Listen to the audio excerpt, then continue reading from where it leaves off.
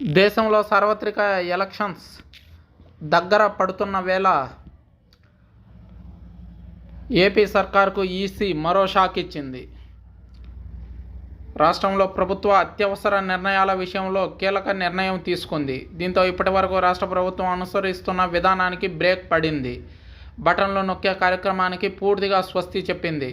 గత వారం రోజుల్లో నొక్కిన బటన్లను కూడా అమలుపరిచేది లేదని స్పష్టం చేశారు రాష్ట్ర గవర్నర్. ఎన్నికల కోడ్ నేపథ్యంలో తాజా పరిస్థితులపై సమీక్ష నిర్వహించిన రాష్ట్ర ఎన్నికల ప్రధానాధికారి ఈ నిర్ణయం తీసుకున్నారు.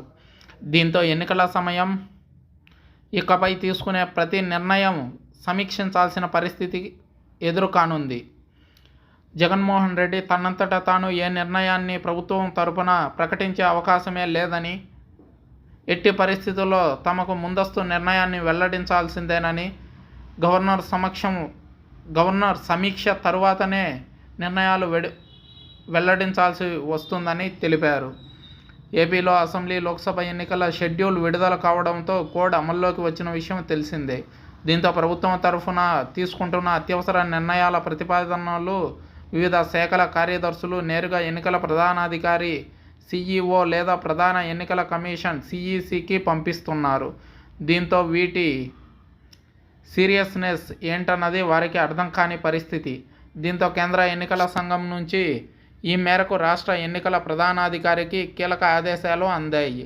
వీటి ప్రకారం సీఈఓ కీలక నిర్ణయం తీసుకున్నారు. ఇకపై రాష్ట్రానికి సంబంధించి ప్రభుత్వం పంపే అత్యవసర ప్రతిపాదనలను నేరుగా స్వీకరించకుండా మధ్యలో వాటిని పరిశీలించేందుకు రాష్ట్ర ఎన్నికల ప్రధానాధికారి సీఈఓ స్క్రీనింగ్ కమిటీని ఏర్పాటు చేశారు. రాష్ట్ర ప్రభుత్వ ప్రధాన కార్యదర్శి సిఎస్ నేతృత్వంలో ఈ కమిటీ పనిచేయనుంది. ఈ కమిటీలో ఈ ప్రతిపాదనలు పంపే శాఖల కార్యదర్శులతో పాటు సాధారణ పరిపాలనా శాఖ కార్యదర్శి సభ్యులుగా ఉంటారు. వీరు ప్రభుత్వం నుంచి అందిన ప్రతిపాదనలని పరిశీలించి వాటి అత్యవసరాన్ని వివరిస్తూ సీఈఓకు పంపాల్సి ఉంటుంది.